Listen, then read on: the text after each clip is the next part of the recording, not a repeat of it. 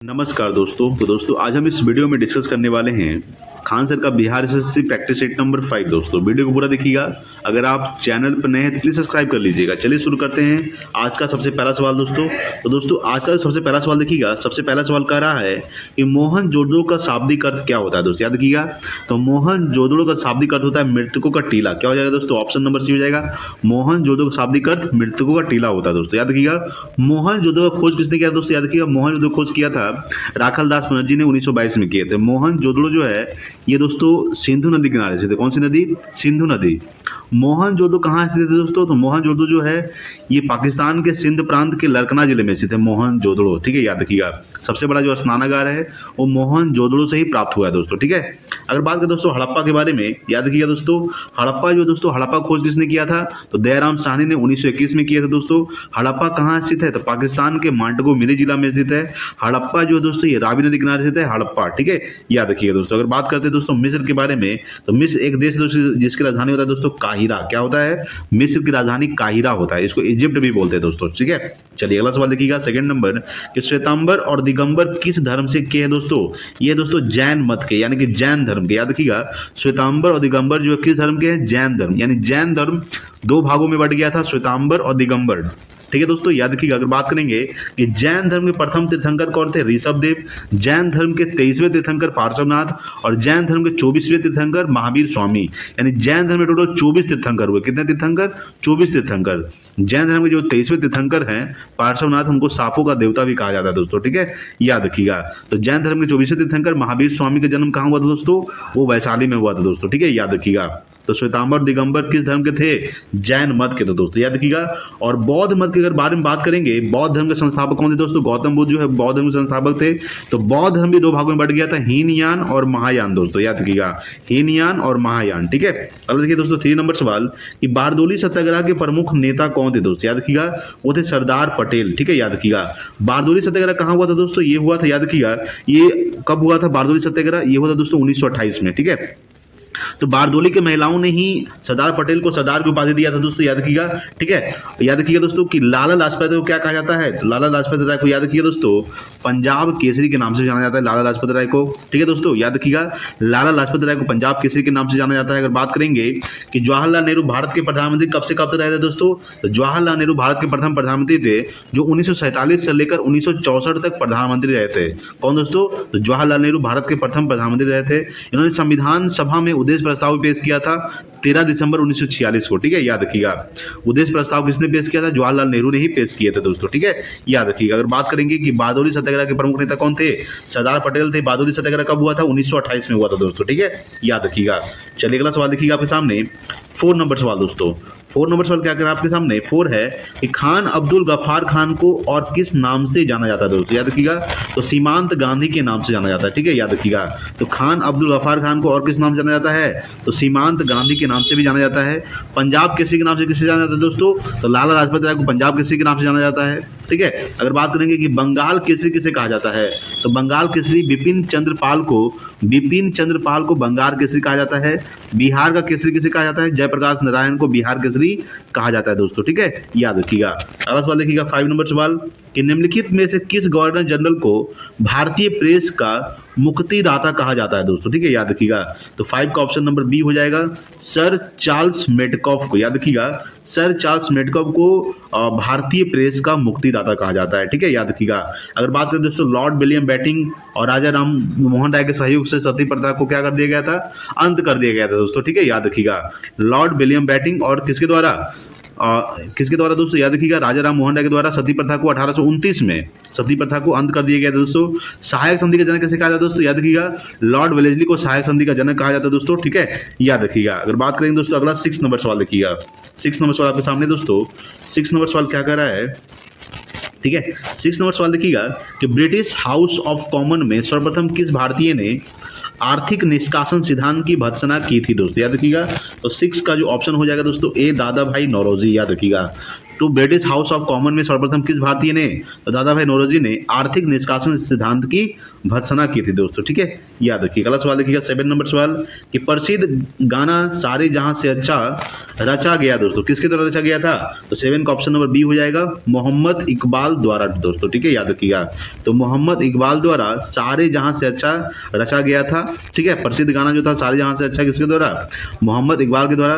रविन्द्रनाथ टैगोर दोस्तों याद रखिएगा, जन मन गण राष्ट्रीय गान दोस्तों किसने लिखा था, याद रखिएगा रविन्द्रनाथ टैगोर ने जन गण मन लिखे थे। ठीक है, बंकिम चंद्र चटर्जी दोस्तों याद रखिएगा, तो राष्ट्रीय गीत वंदे मातरम दोस्तों किसने लिखा था, बंकिम चंद्र चटर्जी लिखे थे। और सारे जहां से अच्छा हिंदुस्तान हमारा दोस्तों किसने रचा था, मोहम्मद इकबाल द्वारा। ठीक है, याद रखिएगा। अगला सवाल दोस्तों आपके सामने 8 नंबर सवाल कि चीन ने भारत के एलपीजी सुधारों के समान अपने संरचनात्मक सुधार कब से शुरू किए गए दोस्तों। ठीक है, याद रखिएगा। तो 8 का ऑप्शन नंबर सी हो जाएगा, 1991। ठीक है, तो चीन ने भारत के एलपीजी सुधारों के समान अपने संरचनात्मक सुधार कब से शुरू किए, 1991 में शुरू किए। ठीक है, भारत और चीन के बीच कौन सी रेखा है दोस्तों, तो भारत और चीन के बीच है दोस्तों मैकमोहन रेखा, याद रखिएगा। अगला सवाल देखिए दोस्तों 9 नंबर सवाल देखिए। 9 नंबर सवाल क्या कर आपके सामने कि 1854-1856 ईस्वी में क्रीमियन युद्ध किनके बीच लड़ा गया था दोस्तों, याद रखिएगा। तो 9 का जो ऑप्शन हो जाएगा दोस्तों ए, रूस और तुर्की के बीच लड़ा गया था। ठीक है, यानी 1854-1856 ईस्वी में क्रीमियन युद्ध जो लड़ा गया था ये किनके बीच लड़ा गया था, रूस और तुर्की के बीच लड़ा गया था दोस्तों। ठीक है, याद रखिएगा। रूस की राजधानी क्या होता है, मॉस्को। रूस की मुद्रा क्या होता है दोस्तों, रूबल। ठीक है, क्षेत्रफल के दृष्टि से सबसे बड़ा देश कौन सा है दोस्तों, रूस है, याद रखिएगा। रूस के वर्तमान राष्ट्रपति कौन है, व्लादिमीर पुतिन दोस्तों। ठीक है, अगर बात करें तुर्की राजधानी क्या होता है दोस्तों, अंकारा। तुर्की की जो मुद्रा होता है दोस्तों लीरा होता है, क्या होता है, लीरा। ठीक है, याद रखिएगा। यूएसए दोस्तों, यूएसए की राजधानी क्या होता है, अमेरिका का वाशिंगटन डीसी। और वाशिंगटन डीसी दोस्तों पोटोमेक नदी किनारे से। ठीक है, तो क्रीमियन युद्ध किनके बीच लड़ा गया था, रूस और तुर्की के बीच लड़ा गया था, याद रखिएगा। अगला सवाल दोस्तों आपके सामने 10 नंबर सवाल है कि भारत की संविधान सभा की संघ शक्ति समिति के अध्यक्ष कौन थे दोस्तों। ठीक है, याद रखिएगा। तो 10 का ऑप्शन नंबर डी हो जाएगा, कौन थे, जवाहरलाल नेहरू थे दोस्तों। ठीक है, याद रखिएगा। भारत की संविधान सभा की संघ शक्ति समिति के अध्यक्ष कौन थे, जवाहरलाल नेहरू दोस्तों। ठीक है, याद रखिएगा। डॉक्टर राजेंद्र प्रसाद, भारत के प्रथम राष्ट्रपति कौन थे, डॉक्टर राजेंद्र प्रसाद दोस्तों। ठीक है, सरदार वल्लभ भाई पटेल को लौह पुरुष के नाम से भी जाना जाता है दोस्तों। ठीक है, याद रखिएगा। देखिए, सरदार वल्लभ भाई पटेल ने को सरदार की उपाधि किसने दिया था, तो बारदोली के महिलाओं ने सरदार की उपाधि दिया था दोस्तों। ठीक है, याद रखिएगा। चलिए अगला सवाल देखिएगा 11 नंबर सवाल दोस्तों। ठीक है, 11 नंबर सवाल आपके सामने दोस्तों कि भारतीय संविधान की प्रस्तावना में समाजवादी शब्द जोड़ा गया था दोस्तों। ठीक है, याद रखिएगा। 11 का ऑप्शन नंबर बी हो जाएगा, 42वें संविधान संशोधन के द्वारा। ठीक है, 42वें संविधान संशोधन के द्वारा प्रस्तावना में समाजवादी शब्द जोड़ा गया था दोस्तों। 42वां संविधान संशोधन कब हुआ था, ये 1976 में हुआ था। कब हुआ था दोस्तों, 1976 में 42वां संविधान संशोधन। ठीक है, याद रखिएगा। तो भारतीय संविधान की प्रस्तावना में समाजवादी शब्द जोड़ा गया था 42वें संविधान संशोधन 1976 के द्वारा। अगला दोस्तों आपके सामने 12 नंबर सवाल, संसदनात्मक शासन प्रणाली का प्रावधान भारतीय संविधान में किस देश से लिया गया है दोस्तों, याद रखिएगा। तो 12 का ऑप्शन नंबर सी हो जाएगा दोस्तों, कहां से लिया गया है, ब्रिटेन से लिया गया। ठीक है, याद रखिएगा। अगला सवाल देखिए दोस्तों आपके सामने 13 नंबर सवाल देखिए। 13 नंबर सवाल क्या कर रहा है आपके सामने दोस्तों, 13 नंबर सवाल देखिएगा। 13 है कि 1946 में भारतीय संविधान सभा के अंतरिम सभापति कौन थे दोस्तों, याद रखिएगा। 13 का ऑप्शन नंबर हो जाएगा सच्चिदानंद सिन्हा। ठीक है, याद रखिएगा। यानी कि 1946 में भारतीय संविधान सभा के अंतरिम सभापति कौन थे, डॉक्टर सच्चिदानंद सिन्हा को दोस्तों याद रखिएगा। देखिए, संविधान सभा का जो पहले बैठक हुआ था 9 दिसंबर 1946 को, जिसमें डॉक्टर सच्चिदानंद सिन्हा को अस्थायी अध्यक्ष नियुक्त किया गया था। ठीक है, उसके बाद 2 दिन के बाद दोस्तों 11 दिसंबर 1946 को संविधान सभा की दूसरी बैठक हुआ था, जिसमें डॉक्टर राजेंद्र प्रसाद को संविधान सभा का अस्थायी अध्यक्ष नियुक्त किया गया था। ठीक है दोस्तों, याद रखिएगा। अगला सवाल देखिएगा, डॉक्टर भीमराव अम्बेडकर को प्रारूप समिति के अध्यक्ष कौन थे दोस्तों, डॉक्टर भीमराव अम्बेडकर प्रारूप समिति के अध्यक्ष थे। अगला देखिएगा 14 नंबर सवाल देखिए। 14 है कि मौलिक अधिकारों के प्रवर्तन के लिए याचिका यानी कि रिट जारी की जा सकती है दोस्तों। ठीक है, यानी कि मौलिक अधिकारों के प्रवर्तन के लिए याचिका रिट जारी की जा सकती है। आइए ऑप्शन देखते हैं। ठीक है, 14 का जो ऑप्शन हो जाएगा दोस्तों आपके सामने याद रखिएगा। देखिए, जारी की जाती है, याद रखिएगा दोस्तों 14 का याद रखिए दोस्तों। 14 का जो ऑप्शन हो जाएगा डी हो जाएगा दोस्तों, सर्वोच्च न्यायालय और उच्च न्यायालय द्वारा। ठीक है, किसके हो जाएगा, सर्वोच्च न्यायालय और उच्च न्यायालय के द्वारा। ठीक है, यानी 14 का ऑप्शन नंबर डी हो जाएगा। 15 नंबर सवाल देखिएगा कि निम्न में से कौन सा सही है दोस्तों। ठीक है, याद रखिएगा।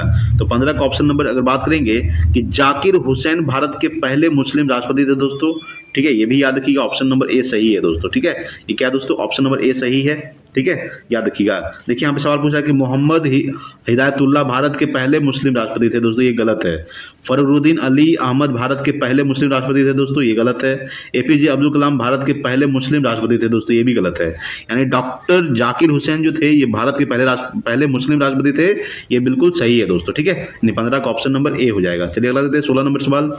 देखिएगा 16 नंबर सवाल क्या कर आपके सामने 16 है कि राज्यसभा के सदस्य का कार्यकाल होता है दोस्तों, कितना होता है, तो 16 का ऑप्शन नंबर याद रखिएगा सी हो जाएगा, 6 वर्ष के लिए होता है। ठीक है, यानी कि राज्यसभा के सदस्य का जो कार्यकाल होता है ये 6 वर्ष के लिए होता है। और राज्यसभा सदस्य बनने के लिए न्यूनतम उम्र कितनी होनी चाहिए, 30 वर्ष होनी चाहिए, याद रखिएगा। राज्यसभा सदस्य बनने के लिए न्यूनतम 3 वर्ष, और राज्यसभा सदस्य का कार्यकाल होता है 6 वर्ष के लिए। ठीक है, अगला सवाल देखिएगा 17 नंबर सवाल कि बलवंत राय मेहता समिति ने किस प्रकार के पंचायत राज्य की रचना की सिफारिश प्रदान की दोस्तों। ठीक है, याद रखिएगा 17 का ऑप्शन नंबर बी हो जाएगा, 42वें संविधान संशोधन। यानी बलवंत राय मेहता समिति ने किस प्रकार के, तो 42वें संविधान संशोधन के तहत पंचायत राज की संरचना की सिफारिश प्रदान की। यानी 17 का ऑप्शन नंबर क्या हो जाएगा, बी हो जाएगा दोस्तों। ठीक है, याद रखिएगा। 42वें संविधान संशोधन को याद रखिए दोस्तों, मिनी संविधान भी कहा जाता है। 42वें संविधान संशोधन को मिनी संविधान कहा जाता है। ये 42वें संविधान संशोधन कब हुआ था, तो 42वां संविधान संशोधन 1976 में हुआ था। 44वां संविधान संशोधन 1978 में हुआ था दोस्तों। ठीक है, याद रखिएगा। चलिए अगला सवाल लेते हैं 18 नंबर सवाल। 18 दोस्तों आपके सामने कि निम्नलिखित में से कौन सा कथन राजनीति के निर्देशक सिद्धांत के विषय में सही नहीं है दोस्तों। ठीक है, याद रखिएगा। तो सबसे पहला है कि यदि कोई राज्य के नीति निर्देशक सिद्धांत को लागू नहीं करता है तो उसके विरुद्ध न्यायालय में मामला दायर किया जा सकता है दोस्तों, ये गलत है। यानी ऑप्शन नंबर ए हो जाएगा दोस्तों। क्या पूछ रहा है, सही नहीं पूछ रहा है दोस्तों, तो ऑप्शन नंबर ए हो जाएगा। ये क्या दोस्तों, सही नहीं, गलत है। गांधीवाद भी राजनीति निर्देशक सिद्धांत का एक तत्व है दोस्तों, ये सही है दोस्तों। नीति निर्देशक तत्व आयरलैंड के संविधान से लिया गया दोस्तों, ये सही है। ये सिद्धांत राज्य के लिए तो बाध्यकारी नहीं है दोस्तों, ये भी सही है दोस्तों। ठीक है, याद रखिएगा। अगला सवाल देखिए दोस्तों 9 नंबर सवाल। देखिए दोस्तों 9 नंबर सवाल क्या कर रहा है आपके सामने, 9 नंबर सवाल देखिएगा। 9 नंबर सवाल है कि निम्न में से कौन सी भाषा सरकार के द्वारा शास्त्रीय भाषा घोषित की गई है दोस्तों। ठीक है, याद रखिएगा। तो 19 का ऑप्शन नंबर हो जाएगा कन्नड़। ठीक है, कन्नड़ क्या दोस्तों, ये शास्त्रीय भाषा घोषित की गई है। ठीक है, भारत सरकार के द्वारा कन्नड़ को शास्त्रीय भाषा घोषित किया गया है। अगला है दोस्तों 20 नंबर सवाल कि चंद्रमा की घूर्णन अवधि है दोस्तों, याद रखिएगा। तो 20 का ऑप्शन नंबर बी हो जाएगा 28 दिन। क्या दोस्तों, चंद्रमा का जो घूर्णन गति कितना है, 28 दिन है। ठीक है, चंद्रमा किसका उपग्रह है दोस्तों, पृथ्वी का एकमात्र उपग्रह कौन है दोस्तों, चंद्रमा। पृथ्वी को नीला ग्रह भी कहा जाता है। पृथ्वी को याद रखिएगा, पृथ्वी याद रखिएगा दोस्तों, पृथ्वी का एकमात्र उपग्रह कौन सा है, चंद्रमा। पृथ्वी को नीला ग्रह कहा जाता है। अगला सवाल देखिएगा 21 नंबर सवाल कि पेशावर एवं काबुल किसके माध्यम से एक दूसरे से जुड़े हुए हैं दोस्तों। ठीक है, तो 21 का ऑप्शन नंबर ए हो जाएगा, खैबर दर्रा से जुड़े हुए हैं। ठीक है, पेशावर एवं काबुल किसके माध्यम से एक दूसरे से जुड़े हुए हैं, तो खैबर दर्रा के माध्यम से एक दूसरे से जुड़े हुए हैं। मैकमोहन रेखा दोस्तों किसके बीच है, तो भारत एवं चीन के बीच है मैकमोहन रेखा। ठीक है, चलिए अगला सवाल देखिएगा आपके सामने 22 नंबर सवाल दोस्तों। 22 नंबर सवाल देखिएगा, हिमखंडों के पिघलने का मुख्य कारण क्या है दोस्तों, याद रखिएगा। तो 22 का ऑप्शन नंबर सी हो जाएगा, भूमंडलीय ताप वृद्धि। यानी ताप वृद्धि होती है तो हिमखंड पिघलते हैं दोस्तों, याद रखिएगा। जो बर्फ का जो टुकड़ा होता है दोस्तों क्या होता है, पिघलने लगता है। ठीक है, यानी 22 का ऑप्शन नंबर सी हो जाएगा। देखिएगा 23 नंबर सवाल कि विश्व की सबसे गहरी झील कौन सी है दोस्तों, याद रखिएगा। तो विश्व की सबसे गहरी झील है दोस्तों बैकाल झील, याद रखिएगा। बैकाल झील सबसे गहरी झील है दोस्तों। विश्व की सबसे बड़े मीठे पानी का झील तो सुपीरियर झील दोस्तों सबसे बड़ी मीठे पानी का झील है।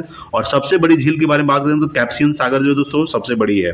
ठीक है, सबसे गहरा महासागर प्रशांत महासागर। ठीक है, प्रशांत महासागर का मैरियाना ट्रेंच जो सबसे गहरा है। तो विश्व की सबसे बड़ी गहरी झील कौन सी है, बैकाल झील दोस्तों। ठीक है, याद रखिएगा। भारत के सबसे बड़ी मीठे पानी का झील दोस्तों, याद रखिएगा बुलर झील। भारत के सबसे बड़े खारे पानी का झील चिल्का झील। ठीक है, याद रखिएगा।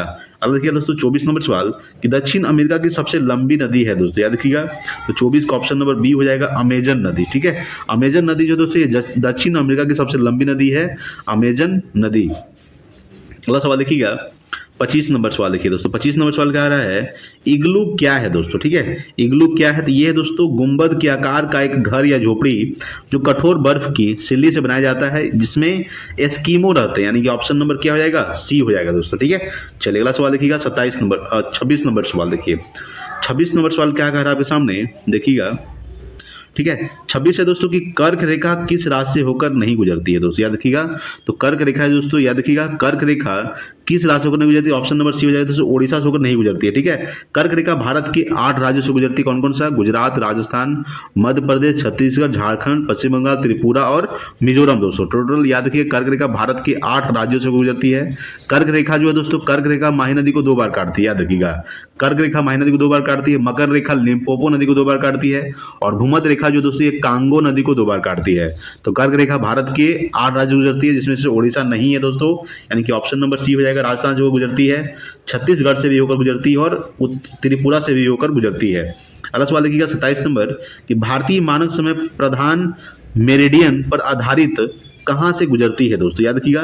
तो 27 का ऑप्शन नंबर सी हो जाएगा, इलाहाबाद। कहां से? इलाहाबाद से गुजरती है। ठीक है। चलिए अगला सवाल देखिएगा आपके सामने 28 नंबर सवाल देखिए दोस्तों। 28 नंबर सवाल कह रहा है आपके सामने कि सांख्यिकी और कार्यक्रम कार्यान्वयन मंत्रालय द्वारा 2016-17 के लिए दिए गए बागवानी आंकड़ों के अनुसार सबसे बड़ा फल उत्पादक भारतीय राज्य कौन सा है दोस्तों, याद रखिएगा। तो 28 का ऑप्शन नंबर ए हो जाएगा, आंध्र प्रदेश। कौन है दोस्तों? आंध्र प्रदेश। ठीक है। अगला सवाल देखिएगा 29 नंबर सवाल दोस्तों। देखिए 29 नंबर सवाल क्या कर आपके सामने कि निम्न में से कौन सा कथन हरित क्रांति के बारे में सही नहीं है दोस्तों, ठीक है, याद रखिएगा। तो ऑप्शन नंबर डी हो जाएगा दोस्तों, यह केवल चावल के उत्पादन में सफल है दोस्तों, याद रखिएगा, ये गलत है दोस्तों, ये सही नहीं है। ठीक है, यानी कि ऑप्शन नंबर डी हो जाएगा। सबसे पहला कथन देखेंगे कि इसका प्रारंभ 1966 की खरीफ ऋतु में हुआ था दोस्तों, ये सही है। किसका? तो हरित क्रांति का, याद रखिएगा। इसका जो प्रारंभ कब हुआ था? 1966 में हुआ था, खरीफ ऋतु में, यानी खरीफ सीजन में हुआ था। इसका प्रारंभ अधिक उपज देने वाले बीजों के उपयोग से हुआ है दोस्तों, ये भी सही है। प्रारंभ में इसका लाभ पंजाब, हरियाणा और पश्चिमी उत्तर प्रदेश को मिला दोस्तों, ये भी सही है। यह केवल चावल उत्पादन के लिए सफल है दोस्तों, ये गलत है, यानी कि सिर्फ चावल उत्पादन के नहीं है, बल्कि और भी किस अधिक लिए दोस्तों, ठीक है, याद रखिएगा। 29 का ऑप्शन नंबर डी हो जाएगा। अगला देखिएगा दोस्तों 30 नंबर सवाल आपके सामने है कि 2001-2011 के दशक में भारत निम्नलिखित राज्यों में से किसमें सर्वाधिक जनसंख्या वृद्धि दर है दोस्तों, ठीक है, याद रखिएगा। तो 30 का ऑप्शन नंबर सी हो जाएगा, मेघालय। ठीक है, यानी 2001-2011 के दशक में भारत निम्नलिखित राज्यों में से किसमें? तो मेघालय में सर्वाधिक जनसंख्या वृद्धि दर है।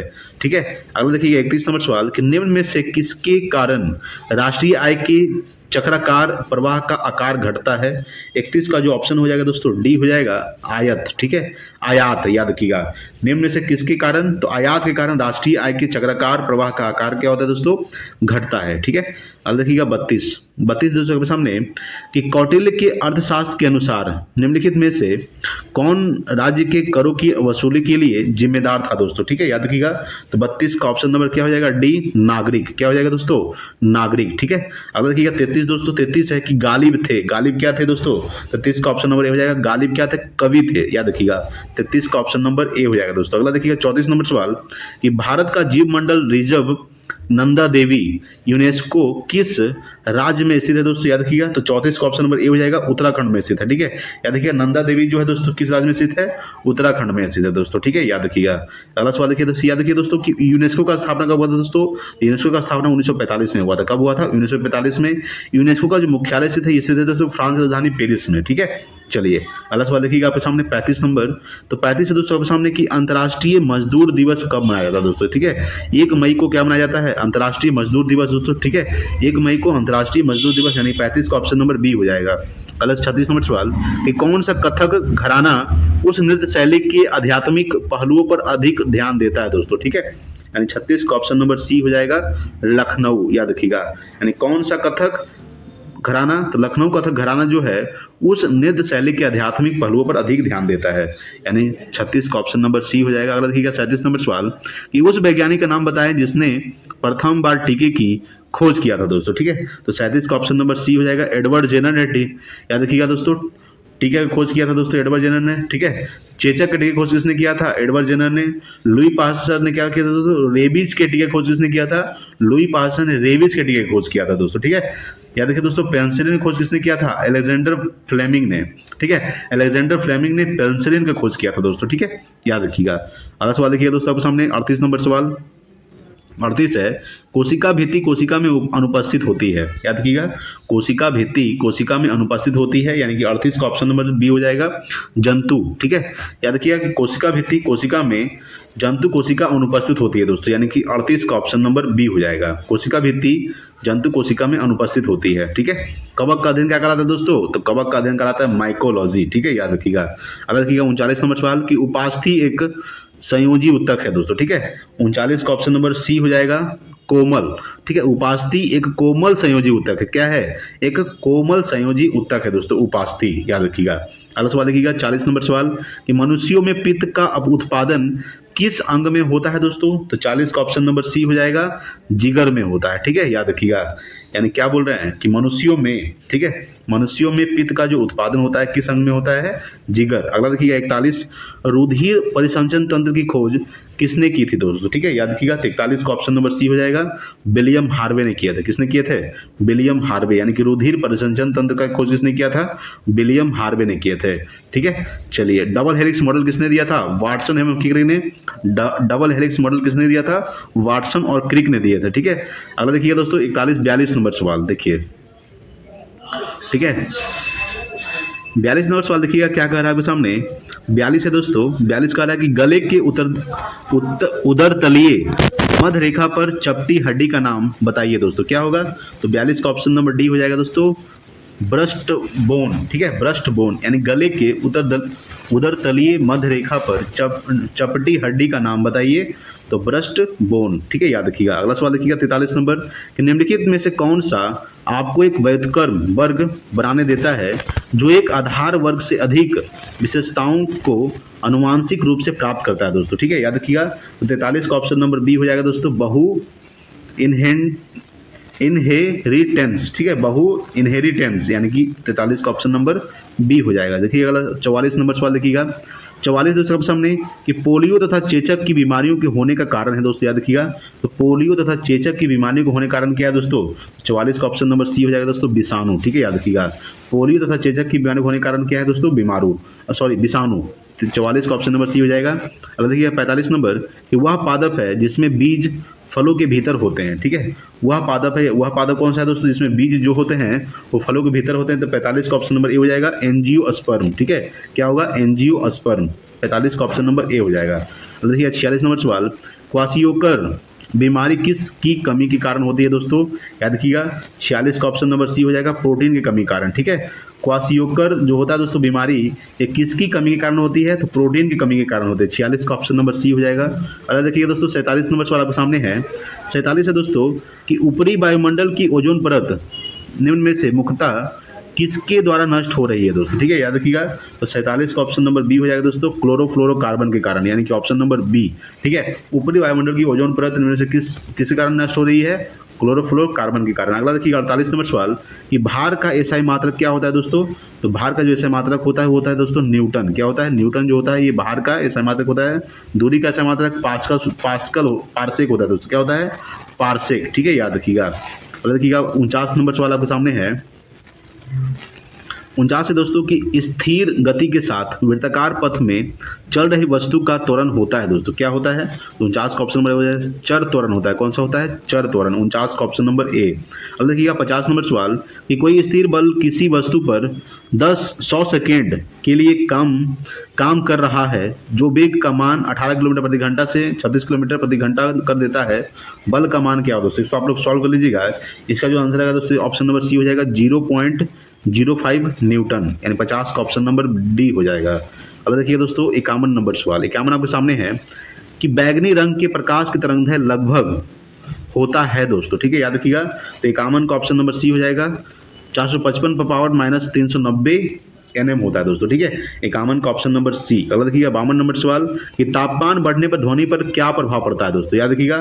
तो तापमान बढ़ने पर ध्वनि पर प्रभाव क्या पड़ता है? ये बढ़ती है दोस्तों। क्या होता है? 52 का ऑप्शन नंबर बी हो जाएगा, बढ़ती है। ठीक है, यानी तापमान बढ़ने पर ध्वनि पर क्या प्रभाव पड़ता है? ये भी बढ़ती है। अगला देखिएगा 53 नंबर कि ऊष्मा का एसआई मात्रक क्या होता है दोस्तों? तो 53 का ऑप्शन नंबर सी हो जाएगा, जूल होता है। क्या होता है? जूल। ऊष्मा का एसआई मात्रक जूल होता है दोस्तों। अगला देखिएगा 54 नंबर सवाल। 54 है कि आसमान का नीला रंग होने का कारण है दोस्तों। 54 का ऑप्शन नंबर बी हो जाएगा प्रकाश का प्रकीर्णन। ठीक है, याद रखिएगा। आसमान का नीला रंग होने कारण है प्रकाश का प्रकीर्णन। 54 का ऑप्शन नंबर बी। अगला देखिए 55 नंबर सवाल कि वैद्युत रासायनिक प्रक्रिया जो एनोड पर होती है। ठीक है, वैद्युत रासायनिक प्रक्रिया जो एनोड पर होती है, याद रखिएगा 55 का ऑप्शन नंबर क्या हो जाएगा दोस्तों, ए हो जाएगा ऑक्सीकरण। ठीक है, क्या होती है, ऑक्सीकरण, यानी 55 का ऑप्शन नंबर ए। अगला देखिएगा 56 नंबर सवाल। 56 है दोस्तों आपके सामने, तापमान और दबाव की समान परिस्थितियों में सभी गैसों के समान आयतनों में अणुओं की समान संख्या होती है। यह क्या है दोस्तों, 56 का ऑप्शन नंबर याद रखिएगा बी है, एवोगाड्रो का नियम है। क्या दोस्तों, एवोगाड्रो का नियम। ठीक है, 56 का ऑप्शन नंबर बी। अगला देखिएगा 57 नंबर सवाल। देखिए दोस्तों 57 नंबर सवाल क्या कर आपके सामने, 57 नंबर सवाल देखिएगा। 57 है कि निम्नलिखित में से कौन सा तत्व एक अधातु है जो कमरे के तापमान पर द्रव अवस्था में हो जाता है दोस्तों, वो है दोस्तों ब्रोमीन। अधातु पूछेगा दोस्तों क्या होगा, तो ब्रोमीन। अगर धातु पूछेगा तो क्या हो जाएगा दोस्तों, पारा। पारा का संकेत क्या होता है, Hg होता है, ब्रोमीन का Br, क्लोरीन का Cl, हीलियम का He होता है दोस्तों। ठीक है, तो कौन सा तत्व, तो ब्रोमीन जो है एक अधातु है जो कमरे के तापमान पर द्रव अवस्था में रहता है। अगला देखिएगा 58, एक तत्व की द्रव्यमान संख्या 32 तथा परमाणु संख्या 16 है, इसके परमाणु में न्यूट्रॉन की संख्या कितनी होगी दोस्तों, याद रखिएगा। तो 58 का ऑप्शन नंबर क्या हो जाएगा दोस्तों, बी हो जाएगा। क्या होगा, 16 हो जाएगा दोस्तों। क्या होगा, 16। ठीक है, घट जाएगा दोस्तों। ठीक है, याद रखिएगा। अगला दोस्तों 59 नंबर सवाल कि निम्न में से कौन सी अक्रिय गैस नहीं है दोस्तों। ठीक है, याद रखिएगा। तो निम्न में से कौन सी अक्रिय गैस नहीं है, तो दोस्तों हाइड्रोजन क्या है दोस्तों, ये अक्रिय गैस नहीं है। अक्रिय गैस कितने हैं दोस्तों, अक्रिय गैस 6 है दोस्तों। कितने हैं, 6। याद रखिएगा दोस्तों, जिसके माध्यम कक्षा में 8 इलेक्ट्रॉन होते हैं उसे अक्रिय गैस कहते हैं। अक्रिय गैस कितने हैं, 6 है दोस्तों, याद रखिएगा। Helium, neon, argon, krypton, radon, xenon. ठीक है दोस्तों, नियोन, हीलियम, आर्गन, ये सब क्या है दोस्तों, अक्रिय गैस है। हाइड्रोजन अक्रिय गैस नहीं है दोस्तों। ठीक है, याद रखिएगा। अगला सवाल देखिएगा आपके सामने 60 नंबर सवाल। 60 है दोस्तों कि बिना बूझा चूना का रासायनिक नाम क्या होता है दोस्तों। ठीक है, याद रखिएगा। तो 60 का ऑप्शन नंबर डी हो जाएगा, कैल्शियम ऑक्साइड होता है। क्या होता है, कैल्शियम ऑक्साइड। बिना बूझा चूना का कैल्शियम ऑक्साइड, CaO दोस्तों। अगला देखिएगा 61 नंबर, Xe2O2F2 की आकृति होगी, कैसी होगी दोस्तों, तो 61 का ऑप्शन नंबर ए, त्रिकोणीय द्विपिरामिडिक होता है। क्या होता है, त्रिकोणीय द्विपिरामिडिक, यानी 61 का ऑप्शन नंबर ए हो जाएगा। अगला देखिएगा 62 नंबर सवाल, एक पेड़ में गुरुत्वाकर्षण के विरुद्ध जल की गति का परम कारण है दोस्तों। ठीक है, याद रखिएगा। तो 62 का ऑप्शन नंबर बी हो जाएगा, वाष्पोत्सर्जन। एक पेड़ में गुरुत्वाकर्षण के विरुद्ध जल की गति का परम कारण है वाष्पोत्सर्जन। 62 का ऑप्शन नंबर बी हो जाएगा। अगला देखिएगा 63 नंबर सवाल। 63 है आपके सामने, रासायनिक परिवर्तन के लिए असत्य कथन छाटिए दोस्तों। ठीक है, रासायनिक परिवर्तन के लिए असत्य कथन छाटिए, याद रखिएगा। असत्य कथन को छाटना है। ठीक है, याद रखिएगा। तो 63 का ऑप्शन नंबर ए हो जाएगा दोस्तों, यह उत्क्रमणीय परिवर्तन है दोस्तों, ये गलत है, ये असत्य है दोस्तों, यानी कि 61 नंबर हो जाएगा। इसके साथ ऊर्जा में भी परिवर्तन होता है दोस्तों, ये सही है। पदार्थ का आंतरिक संगठन परिवर्तित होता है दोस्तों, ये भी सही है। नए उत्पाद का निर्माण होता है दोस्तों, ये भी सही है। रासायनिक परिवर्तन क्या होता है, नए उत्पाद का निर्माण होता है, पदार्थ का आंतरिक संगठन परिवर्तित होता है, इसके साथ ऊर्जा में भी परिवर्तन होता है। यह उत्क्रमणीय परिवर्तन दोस्तों, ये गलत है। 63 का ऑप्शन नंबर ए हो जाएगा। देखिए 64 नंबर सवाल, कार्बोरेंडम क्या है दोस्तों। ठीक है, याद रखिएगा। तो 64 का ऑप्शन नंबर सी हो जाएगा दोस्तों, सिलिकॉन कार्बाइड है। क्या है, सिलिकॉन कार्बाइड, यानी 64 का ऑप्शन नंबर सी। ठीक है, अगला सवाल देखिएगा 65 नंबर सवाल। देखिए दोस्तों 65 नंबर सवाल देखिएगा आपके सामने कि अत्यधिक किण्वन से आप क्या समझते हैं दोस्तों। ठीक है, याद रखिएगा।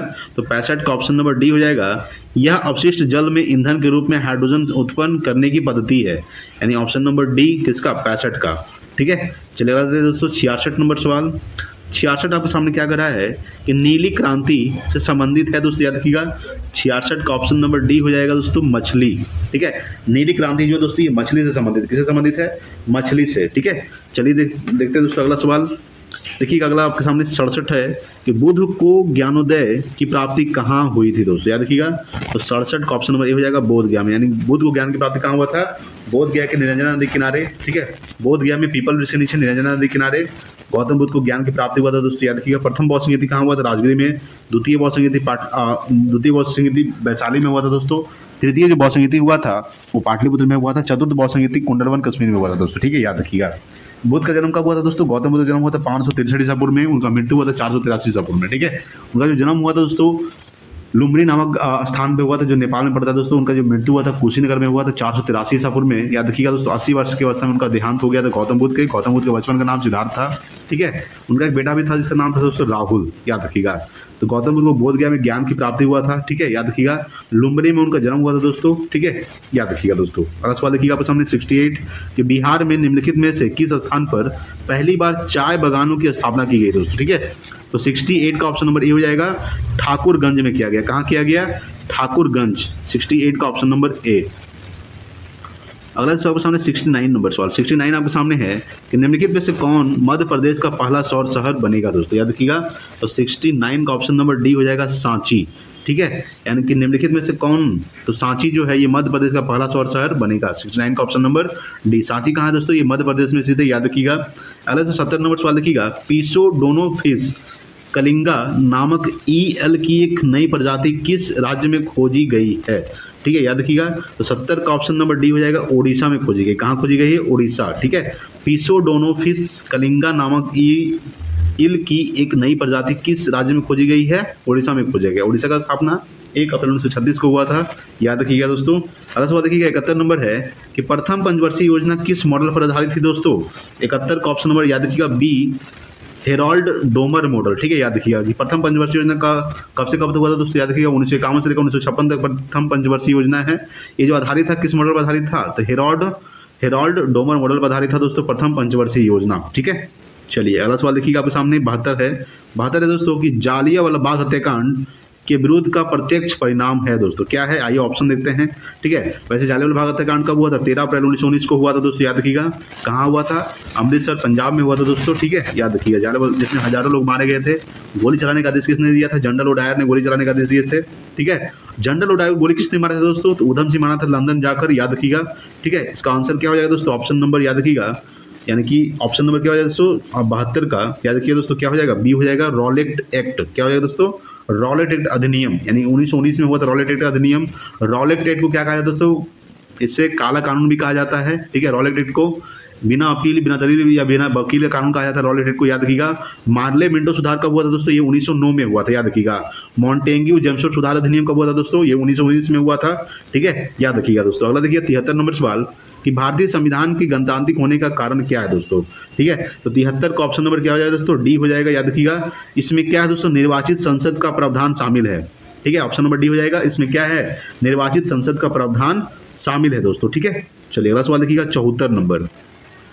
74 है कि निम्नलिखित में से सही युग्म संगठन और उसके मुख्यालय का चयन करें दोस्तों। ठीक है, याद रखिएगा। अगर बात करते हैं तो 74 में देखिएगा, देखिए दोस्तों ELO दोस्तों गलत है, वाशिंगटन डीसी नहीं होगा। IMF पेरिस नहीं होगा दोस्तों। ठीक है, IMF UNIDO वियना दोस्तों ये सही है, यानी कि ऑप्शन नंबर सी क्या दोस्तों? सही है। यूनेस्को का मुख्यालय बताया दोस्तों। यूनेस्को का जो मुख्यालय स्थित है ये पेरिस में स्थित है। IMF का मुख्यालय कहाँ स्थित है दोस्तों? तो IMF का मुख्यालय स्थित है, याद रखिएगा, वाशिंगटन डीसी में स्थित है। ठीक है, याद रखिए कहाँ स्थित है? Washington DC. ILO का मुख्यालय कहाँ स्थित है दोस्तों? याद रखिएगा, इंटरनेशनल लेबर ऑर्गेनाइजेशन का मुख्यालय स्थित है जिनेवा में। कहाँ स्थित है? जिनेवा दोस्तों। ठीक है, यानी कि ऑप्शन नंबर सी सिर्फ क्या दोस्तों? सही है। UNIDO का मुख्यालय कहाँ स्थित है? वियना में स्थित है दोस्तों। ये सही है। ठीक है, अब देखिएगा 75 नंबर सवाल कि ताप्ती नदी के किनारे आयोजित सूरत अधिवेशन में भारतीय राष्ट्रीय कांग्रेस का 2 दलों में विभाजन किस वर्ष हुआ था दोस्तों। ठीक है, याद रखिएगा ताप्ती नदी किनारे आयोजित सूरत अधिवेशन में भारतीय राष्ट्रीय कांग्रेस का 2 दलों में विभाजन किस वर्ष हुआ था? तो ये हुआ था दोस्तों 1907 में सूरत अधिवेशन में हुआ था। जिसकी अध्यक्षता किसने किए थे? 1907 के सूरत अधिवेशन में 2 नरम दल गरम दल अलग अलग हो गए थे दोस्तों। कांग्रेस का 2 दल में बढ़ गया था, नरम दल एक गरम दल। ठीक है, 1907 के सूरत अधिवेशन किसके सूरत अधिवेशन की अध्यक्षता किसने किया था? तो रास बिहारी घोष ने किए थे। किसने किए थे? रास बिहारी घोष। और 1916 के लखनऊ अधिवेशन में ये दोनों जो दल थे कौन सा? नरम दल गरम दल दोस्तों ये क्या हो गए थे? एकजुट हो गए थे। लखनऊ अधिवेशन का अध्यक्षता किसने किया था? अंबिका चरण मजूमदार ने किए थे। ठीक है, याद रखिएगा। अगला सवाल देखिए तो सबके सामने 76 नंबर सवाल। 76 है दोस्तों कि श्रीहरिकोटा से PSLV C-17 द्वारा एक उपग्रह GSAT-12 प्रक्षेपित किया गया था दोस्तों। ठीक है, तो 76 का ऑप्शन नंबर सी हो जाएगा दोस्तों, संचार। याद रखिएगा, यानी कि श्रीहरिकोटा से PSLV C-17 द्वारा एक संचार उपग्रह GSAT-12 प्रक्षेपित किया गया था, यानी कि ऑप्शन नंबर सी हो जाएगा, 76 का। अगला देखिएगा 77 नंबर, इनमें से कौन सा हड़प्पा स्थल गुजरात में पाया जाता है दोस्तों, याद रखिएगा दोस्तों, धौलावीरा कहाँ स्थित है दोस्तों, धौलावीरा जो है दोस्तों गुजरात में स्थित है। 77 का ऑप्शन नंबर क्या है दोस्तों, सी हो जाएगा। धौलावीरा कहाँ स्थित है, गुजरात में, ठीक है। अगला देखिए दोस्तों 78 नंबर सवाल, 78 है दोस्तों आपके सामने। यहाँ पे खाली स्थान को 2002 में सभी गांवों में पेयजल आपूर्ति सुनिश्चित करने के लिए शुरू किया गया था, यानी क्या शुरू किया गया था, 78 का ऑप्शन नंबर सी हो जाएगा दोस्तों, स्व जलधारा योजना, यानी स्व जलधारा योजना को 2002 में सभी गांवों में पेयजल आपूर्ति सुनिश्चित करने के लिए शुरू किया गया था, यानी 78 का ऑप्शन नंबर सी हो जाएगा, ठीक है। अगला देखिएगा 79 नंबर, फोर्ट्रॉन क्या है दोस्तों, याद रखिएगा फोर्ट्रॉन क्या है दोस्तों, यानी ऑप्शन नंबर बी हो जाएगा, पहली उच्च स्तरीय प्रोग्रामिंग भाषा है, यानी ऑप्शन नंबर बी हो जाएगा। क्या है, पहली उच्च स्तरीय प्रोग्रामिंग भाषा है फोर्ट्रॉन, ठीक है, याद रखिएगा 79 का ऑप्शन नंबर बी हो जाएगा। अगला सवाल देखिएगा 80 नंबर सवाल आपके सामने दोस्तों, 80 नंबर सवाल देखिएगा कि जून 2019 में खालिस्तान ने ओस्ट्रावा गोल्डन स्पाइक में 300 मीटर की दौड़ का विश्व रिकॉर्ड तोड़ा दोस्तों, याद रखिएगा 80 का ऑप्शन नंबर क्या हो जाएगा, ए हो जाएगा दोस्तों, सोने मिलर उइबो, ठीक है, याद रखिएगा, यानी जून 2019 में सोने मिलर उइबो ने ओस्ट्रावा गोल्डन स्पाइक में 300 मीटर की दौड़ का विश्व रिकॉर्ड तोड़ा दोस्तों, याद रखिएगा, ठीक है। 81 है दोस्तों कि 11वीं पंचवर्षीय योजना में खालिस्तान से संबंधित कारीगरों को marketing sport and service scheme द्वारा सहयोग किया गया दोस्तों, याद रखिएगा। तो 81 का ऑप्शन नंबर ए हो जाएगा दोस्तों, हस्तशिल्प, ठीक है, यानी 11वीं पंचवर्षीय योजना में हस्तशिल्प से संबंधित कारीगरों को marketing sport and service scheme द्वारा सहयोग किया गया था। अगला सवाल देखिएगा दोस्तों आपके सामने 82 नंबर सवाल, 82 है दोस्तों आपके सामने कि पद्म विभूषण से सम्मानित की जाने वाली प्रथम भारतीय भरतनाट्यम नर्तकी का नाम बताइए दोस्तों, क्या है, तो 82 का ऑप्शन नंबर डी हो जाएगा दोस्तों, सोनल मानसिंह, 82 का option number D Sonal Mansingh. अगला देखिएगा 83 नंबर कि शीतल पेय में फिज सनसनाहट उत्पन्न करने के लिए निम्नलिखित में से क्या मिलाया जाता है दोस्तों, याद रखिएगा। तो 83 का ऑप्शन नंबर ए हो जाएगा, कार्बनिक अम्ल मिलाया जाता है। क्या मिलाया जाता है, कार्बनिक अम्ल मिलाया जाता है दोस्तों। सल्फ्यूरिक अम्ल H2SO4 क्या होता है इसका, H2SO4 होता है दोस्तों, ठीक है, याद रखिएगा। अगला सवाल देखिएगा 84 नंबर सवाल देखिएगा, ठीक है, 84 नंबर सवाल देखिएगा क्या कर रहा है, 84 है दोस्तों, निम्नलिखित में से कौन सा मानव रक्त में मौजूद एक वर्णक है जो ऑक्सीजन को हमारे फेफड़ों से शरीर के सभी अंगों में ले जाता है दोस्तों, ठीक है, याद रखिएगा। 84 का ऑप्शन नंबर डी हो जाएगा, हीमोग्लोबिन। क्या करता है हीमोग्लोबिन जो है, ये मौजूद रक्त एक वर्णक है जो ऑक्सीजन को हमारे फेफड़ों से शरीर के सभी अंगों में ले जाता है, हीमोग्लोबिन दोस्तों, ठीक है, याद रखिएगा। लास्ट है दोस्तों 85 नंबर सवाल देखिएगा, खाली स्थान इंसुलेटर का एक उदाहरण नहीं है दोस्तों, याद रखिएगा। 85 का ऑप्शन नंबर सी है दोस्तों, मानव शरीर क्या है, ये इंसुलेटर का एक उदाहरण नहीं है, बल्कि रबर क्या है दोस्तों, ये इंसुलेटर का एक उदाहरण है, हीरा कांच, ठीक है दोस्तों, ऑप्शन नंबर सी हो जाएगा 85 का, ठीक है दोस्तों। हमने टोटल 85 प्रश्नों को डिस्कस कर लिया दोस्तों, वीडियो को पूरा शेयर कीजिएगा, ठीक है। अगर आप चैनल पर नए तो सब्सक्राइब कीजिएगा। थैंक्स फॉर वॉचिंग, जय हिंद, वंदे मातरम।